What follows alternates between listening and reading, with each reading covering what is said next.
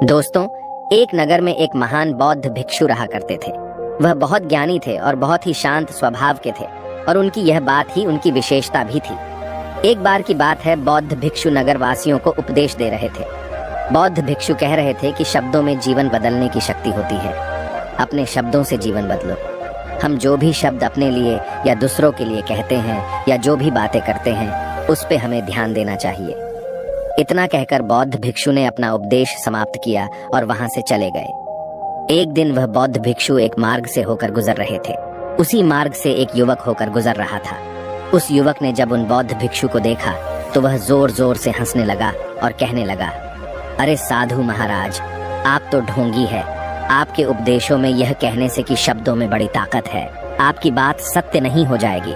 ये सब सिर्फ बातें हैं। भला ऐसे कैसे हो सकता है कि शब्दों से हमारा जीवन बदल सकता है। उस युवक की सारी बातें उन भिक्षुओं ने ध्यान पूर्वक सुनी और उसके बाद वह मुस्कुराते हुए उस युवक से कहते हैं, बेटा, नाथ से ही तो यह दुनिया प्रकट हुई है और अच्छे शब्दों के पीछे भी नाथ ही होता है जो पूरा जीवन बदल देता है। वह बौद्ध भिक्षु उस युवक से कहते हैं, देखो, मैं तुम्हें अपने अनुभव से बता रहा हूँ, लेकिन फिर भी तुम्हें यकीन न हो तो तुम इसे खुद आजमा कर देख सकते हो। उन बौद्ध भिक्षु की यह बात सुनकर युवक थोड़ा सा गंभीर हो गया। उसने काफी देर सोच विचार किया और उसके बाद उन बौद्ध भिक्षु से कहता है, हे गुरुवर, अगर ऐसी बात है तो आप मेरे साथ चलिए। मेरा छोटा भाई है जिसकी उम्र करीब 25 वर्ष है और उसे न जाने क्या हुआ है। वह करीब 3 वर्षों से कुछ भी नहीं करता, बस लेटा रहता है। दिन भर वो कुछ न कुछ सोचता रहता है। उसकी यह हालत देखकर हम सब बहुत परेशान हैं। माता पिता भी बहुत चिंतित रहते हैं। हम सब ने कई तरीके अपनाए, कई योजनाएं अपनाई, लेकिन कुछ भी काम नहीं आया। हमने कई बार उससे बात करने तक की कोशिश की, लेकिन वह हमसे कुछ भी नहीं कहता। परिवार का हर एक सदस्य पूरी तरह से थक चुका है, हार चुका है। आखिर वह क्या करना चाहता है, किसी को कुछ नहीं पता। तो हमारे शब्दों से उसका जीवन क्यों नहीं बदला? और जैसा कि आप कह रहे हैं कि शब्द सचमुच जीवन बदल सकते हैं, तो क्या आप मेरी मदद करेंगे? इस पर बौद्ध भिक्षु मुस्कुराते हुए उस युवक के साथ चल पड़ते हैं। वह युवक उन बौद्ध भिक्षु को एक खेत में ले जाता है और अपने भाई की तरफ इशारा करके कहता है, हे गुरुवर, यही मेरा भाई है जो पूरे गांव में आलस और मक्कारी के लिए मशहूर है। आप कहते हैं कि शब्दों में वह शक्ति है जो हमारा जीवन बदल सकती है। तो क्या आपके शब्द इसका जीवन बदल सकते हैं? अगर यह सत्य है तो आप इसका जीवन बदल कर दिखाएं। उन बौद्ध भिक्षुओं ने उस युवक के भाई को ध्यानपूर्वक देखा। वह एक पेड़ की छांव में आराम से सो रहा था। जब बौद्ध भिक्षु उस युवक के भाई के पास पहुंचे और आराम से उसके सर पर हाथ फिराते हुए कहते हैं, उठो बेटा, बहुत देर हो चुकी है। ये सोने का समय नहीं, ये तो जागने का समय है। उन बौद्ध भिक्षुओं की आवाज सुनकर वह लड़का थोड़ा सा अचरज में पड़ गया। आखिर कौन है जो मुझे इतने प्यार से जगा रहा है? वरना सभी गांव वाले तो मुझे आलसी और मक्कार ही कहते हैं। आखिर कौन है जो मुझे इतना अपनापन दिखा रहा है? उसने आंखें खोली और आंखें मलते हुए उसने पूछा, हे गुरुवर, आप कौन हैं और यहाँ क्यों आए हैं? इस पर बौद्ध भिक्षु उस युवक से कहते हैं, बेटा, ये प्रश्न तो मैं तुमसे करना चाहता हूँ। तुम कौन हो, यही तो तुम्हें जानने की आवश्यकता है।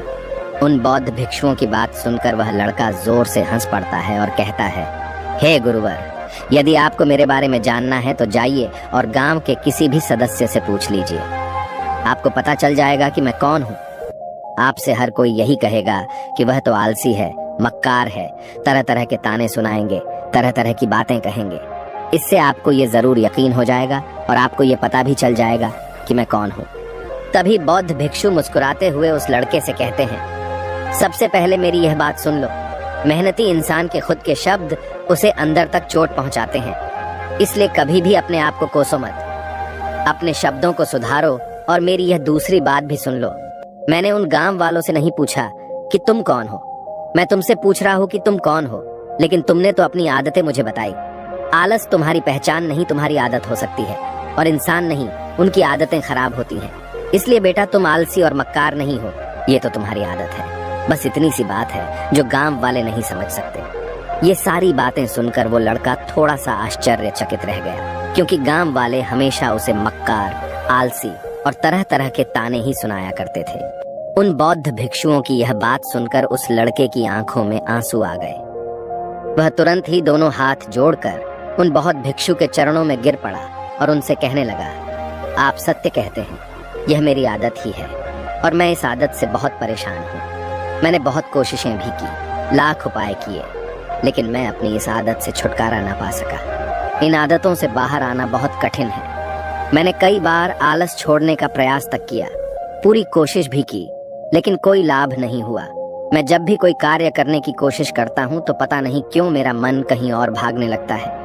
मेरा दिमाग किसी और दिशा में काम करने लगता है और मैं उस काम पर ध्यान ही नहीं दे पाता। मैं क्या करूं, कैसे करूं, मुझे कुछ भी समझ नहीं आता। जब भी मैं किताबें पढ़ने की कोशिश करता हूं तो मुझे नींद आने लगती है। मन में एक अजीब सा दर्द महसूस होता है। ऐसा लगता है कि मेरा जीवन यूं ही व्यर्थ जा रहा है और जब मैं इस दर्द को बर्दाश्त नहीं कर पाता तो मैं सो जाता हूं, ताकि जब मैं उठूं तो मुझे दर्द न महसूस हो। और अब तो मुझे यह भी यकीन हो चुका है कि मैं इन आदतों से नहीं निकल सकता। ये आदतें मुझे नहीं छोड़ने वाली।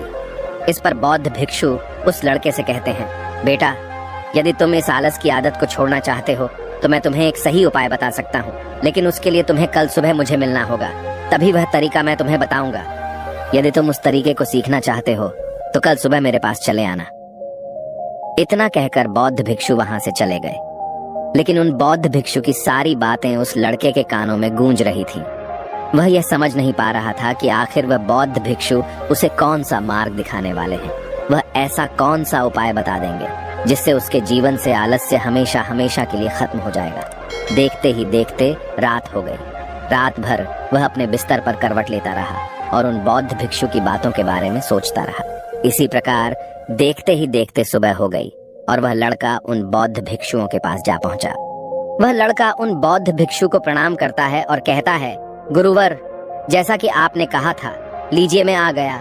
अब मुझे वह मार्ग बता दीजिए जिसे मैं अपने जीवन से इस आलस्य को निकाल सकता हूँ। तभी बौद्ध भिक्षु उस लड़के से कहते हैं, बेटा, जब भी तुम्हारा मन दुविधा में हो, तुम निर्णय न ले पा रहे हो और तुम्हारे मन में तरह तरह के प्रश्न उठ रहे हो कि मैं क्या करूं, कैसे करूं, इस कार्य को पूर्ण कैसे करूं, यह सब कैसे होगा, तब तुम वास्तविकता में अपने अतीत से सोच रहे हो कि पिछली बार तुम्हारे ऐसा करने पर क्या हुआ, या अतीत में तुमसे लोगों ने क्या कहा था। तो आज से कभी भी अपने अतीत से नहीं, बल्कि भविष्य से सोचो। इस पर लड़का कहता है, भविष्य से, वह भला कैसे? तभी बौद्ध भिक्षु उस लड़के से कहते हैं, मान लो कि तुम्हें आज किसी भी चीज की कमी नहीं है, तुम्हारे पास वो हर चीज है जो तुम चाहते हो, वह सारी सुख सुविधाएं हैं। तो अब बताओ, तुम अपना जीवन कैसे व्यतीत करना चाहोगी? उन बौद्ध भिक्षु की यह बात सुनकर वह लड़का कुछ देर के लिए सोच में पड़ गया, क्योंकि आज तक उसने सभी गांव वालों के केवल ताने ही सुने थे। किसी ने भी आज तक उसके जीवन के बारे में उससे ऐसी बात नहीं की थी और वह गुरुवर उसे आने वाले भविष्य के बारे में उससे बातें कर रहे थे। उन बौद्ध भिक्षु की यह बात सुनकर वह लड़का खुद से प्रश्न करने लग गया कि अगर मेरे पास सब कुछ होगा, धन की कोई कमी नहीं होगी और सारी सुख सुविधाएं होंगी, तो मैं अपना जीवन कैसे व्यतीत करूंगा? कुछ देर सोच विचार करने के बाद वह उन बौद्ध भिक्षु से कहता है, गुरुवर, मैं यह दुनिया घूमना चाहूंगा, पहाड़ों पर चढ़ना चाहूंगा, समुद्र की रेत पर चलना चाहूंगा और मैं एक बहुत बड़ा व्यापारी बनना चाहूंगा। तभी अचानक उस लड़के का ध्यान टूट गया और वह उन बौद्ध भिक्षु से कहता है, परंतु हे गुरुवर, यह सब कैसे संभव होगा? केवल मेरी मात्र सोच लेने से तो यह सब पूरा नहीं होने वाला। उसके ऐसा कहते ही उसके अतीत में बीती हुई सारी घटनाएं उसकी आंखों के सामने से गुजरने लगी और वह एक बार फिर से निराश होने लगा। और अब वह यह सोचने लगा कि मेरे पास तो पैसे ही नहीं है, तो मैं भला व्यापार कैसे कर सकता हूँ? न ही मेरे पास व्यापार का कोई अनुभव है। ऐसी स्थिति में मैं भला यहाँ से कैसे निकल सकता हूँ?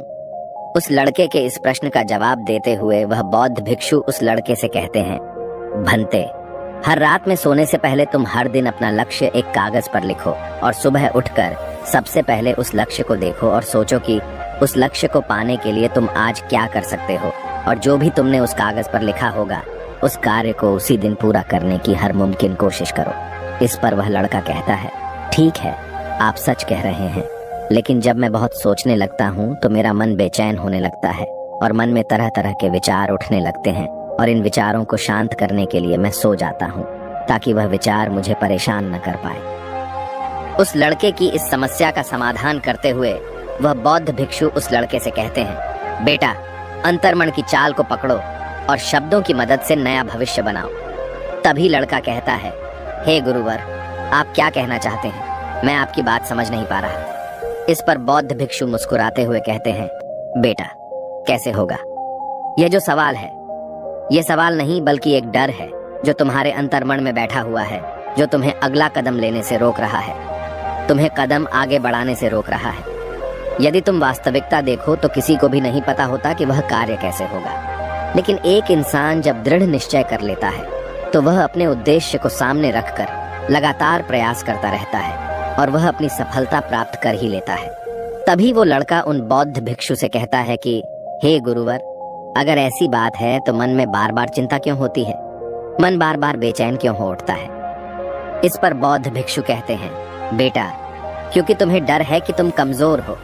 तुम्हारे अंतर्मन में बैठा है कि तुम में कुछ कमी है, तुम किसी काम के नहीं हो, और यही कारण है कि तुम कोशिश करने से डरते हो, क्योंकि तुम्हारा अंतर्मन हमेशा तुम्हें रोकता रहता है। जब भी तो कोई कार्य शुरू करना चाहते हो, तुम्हारा मन तुमसे पहले कह देता है, इससे आगे मत बढ़ना, अन्यथा तुम हार जाओगे, और इसी कारण तुम्हें चिंता होने लगती है, तुम्हारा मन बेचैन होने लगता है। तभी वो लड़का कहता है, गुरुदेव, आपने जो कुछ भी कहा वो बिल्कुल सत्य है, लेकिन अब आप ही मुझे बताइए कि मैं इस परेशानी से बाहर कैसे निकलूं? इसका जवाब देते हुए वो बौद्ध भिक्षु उस लड़के से कहते हैं, बेटा, इस समस्या का समाधान बहुत ही आसान और सरल है। तुमने देखा होगा कि अक्सर ही हम अपने आप को दोष देते रहते हैं, अपने आप को तरह तरह के अपशब्द कहते रहते हैं जो हमारे अंतर्मन में जाकर बैठ जाते हैं और वही हमें आगे बढ़ने से रोकते हैं। और इन शब्दों का हम पर बहुत गहरा प्रभाव भी पड़ता है, क्योंकि जैसा हम खुद से कहते हैं, जैसा हम पूरी भावनाओं के साथ सोचते हैं, हम वैसा ही बनते चले जाते हैं। इसलिए यदि तुम खुद को बदलना चाहते हो तो कि तुम भी काबिल बन सको, तो तुम्हें अपने अंतर्मन को नए संदेश देने की जरूरत है, जैसे कि मेरे शरीर का हर एक कण, हर एक हिस्सा, हर एक विचार शांति और ऊर्जा से भरा हुआ है। मैं दृढ़ संकल्प और आत्मविश्वास के साथ हर दिन के लक्ष्यों को पूरा करता हूँ। मैं अपने कमजोरी को अभ्यास में बदलता हूँ, चिंता को ध्यान में बदलता हूँ। मैं उत्साह और ऊर्जा से भरा हुआ हूँ, लगातार अपने लक्ष्यों पर काम करता हूँ। ऐसे शब्द जब तुम खुद से कहोगे तो तुम शक्तिशाली महसूस करने लगोगे और तुम्हारी सारी चिंताएं खत्म होने लगेंगी, क्योंकि यही शब्दों की ताकत है। वह तुम वही बना देंगे जो तुम खुद से कहोगे। तुम जितनी भावना के साथ यह वाक्य बोलते हो, उसे महसूस करते हो, उतनी ही भावनाओं से यह शब्द तुम पर असर करना शुरू कर देंगे। धीरे धीरे यह शब्द तुम्हारे मन और व्यक्तित्व की सोच का हिस्सा बन जाएंगे। लेकिन मेरी एक बात याद रखना कि तुम्हारा अंतर्मन इतनी आसानी से हार नहीं मानने वाला। जब तुम आगे बढ़ोगे तो मौका मिलते ही वह तुम्हें पीछे खींचेगा। तुम्हारे अतीत के बीते हुए सारे कड़वे अनुभव तुम्हें याद दिलाएगा, ताकि तुम डर जाओ और एक बार फिर से अपने लक्ष्य का पीछा करना छोड़ दो। लेकिन तुम्हें इसकी चिंता नहीं करनी है। उन सकारात्मक शब्दों के कारण तुम्हारा मन सकारात्मक विचारों को स्वीकार करने लगेगा। आगे वह बौद्ध भिक्षु उस लड़के को चेतावनी देते हुए कहते हैं, मेरी एक बात और याद रखना कि तुम्हारा ध्यान आलस्य पर नहीं होना चाहिए, अर्थात तुम्हें कभी आलस नहीं मिटाना, बल्कि तुम्हें एक नए भविष्य का निर्माण करना है, एक नए व्यक्तित्व का निर्माण करना है। तुम्हारा पूरा ध्यान केवल इस पर ही होना चाहिए। उन बौद्ध भिक्षुओं की बात सुनकर लड़का कहता है, ठीक है गुरुवर, आप जैसा कहते हैं मैं वैसा ही करूंगा। तभी वह बौद्ध भिक्षु उस लड़के से कहते हैं, बेटा, अभी तो मैं इस गांव से जा रहा हूँ, लेकिन कुछ सालों के बाद मैं वापस आऊंगा। इतना कहकर बौद्ध भिक्षु वहां से चले गए और वह लड़का अपने घर लौट गया। लेकिन अब उस लड़के के मन में तरह तरह के विचार चल रहे थे। वह लड़का यह सोच रहा था कि अगर मैं अपनी मनपसंद जिंदगी जीने लगूंगा, अगर मैं दुनिया घूमने लगा, नए लोगों से मिलने लगा और अपनी पसंद का काम करने लगा, तो मेरी जिंदगी कैसी होगी। उस बात को ध्यान करके उसने एक कागज पर अपना लक्ष्य लिखा और लिखकर सो गया। अगली सुबह जब उसकी आंखें खुली तो उसने उस पेपर पर लिखा हुआ लक्ष्य एक बार दोहराया। उसके बाद वह कुछ देर के लिए शांत हो गया। तभी उसे उन बौद्ध भिक्षु की बात याद आई कि तुम अपने लक्ष्य के लिए आज क्या कर सकते हो। उसने खुद से सवाल किया कि मैं आज अपने इस लक्ष्य को प्राप्त करने के लिए क्या कर सकता हूँ। तभी उसे एक बार फिर से उस पेपर की तरफ ध्यान दिया। उस पेपर पर लिखा था कि मैं बाजार जाता हूँ और लोग व्यापार करने की कौन सी चीजें, कौन से सामान लेकर आते हैं। मैं उन चीजों को देखता, उन चीजों को पता करता व पढ़ने के बाद तुरंत ही बाजार चला गया व अलग अलग दुकानों पर बैठा उन्हें देखा।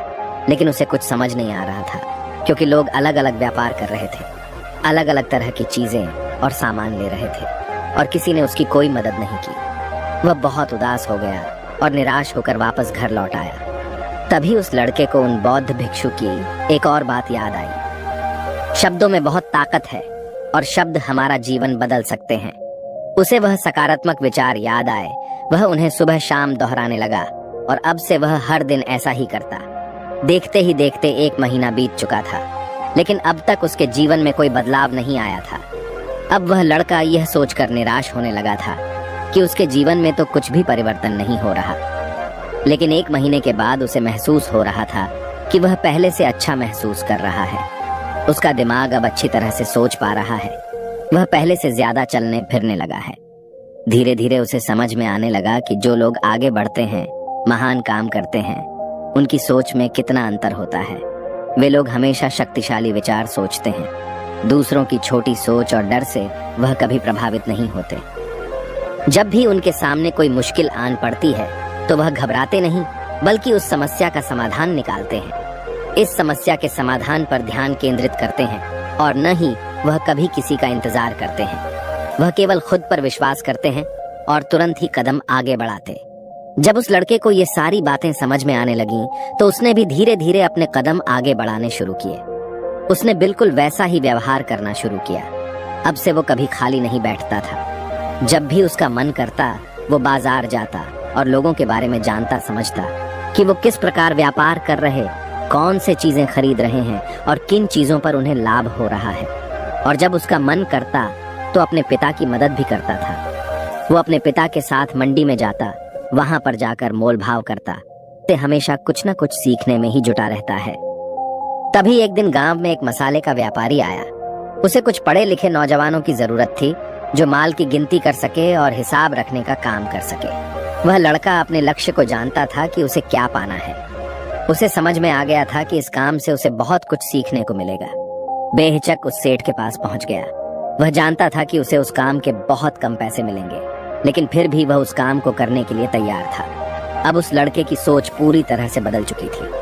अब वह बाकी लोगों की तरह नहीं सोचता था। बहुत ईमानदार और समझदारी से काम करता था। देखते ही देखते करीब 3 महीने बीत गए और अब व्यापारी यह समझ चुका था कि नौजवान बहुत ही समझदार है और वह उसे व्यापार में बहुत मदद करता है। इसलिए उस मसाले के व्यापारी ने उस लड़के को अपना सहायक बना लिया। उस व्यापारी ने देखा कि इस लड़के की दिनचर्या सबसे अलग है।